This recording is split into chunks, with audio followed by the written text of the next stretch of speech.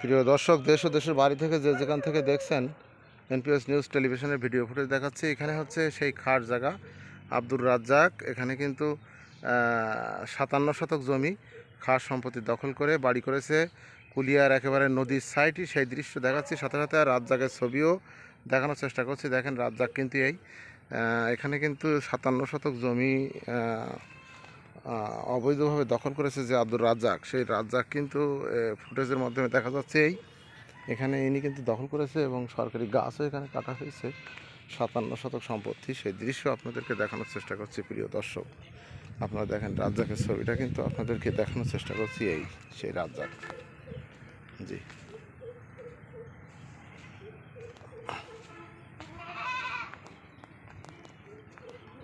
কাকা, এখানে যে দুইটা তাল গাছ ছিল না? হ্যাঁ,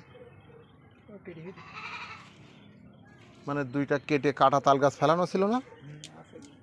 একটা দেখতেছি, আর একটা কই? ও, কারা নিয়ে গেছে?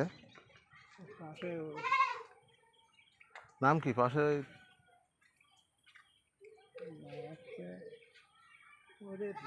অনেক বড়। আচ্ছা, আচ্ছা জি। সমস্যাটা কি বলতে হবে?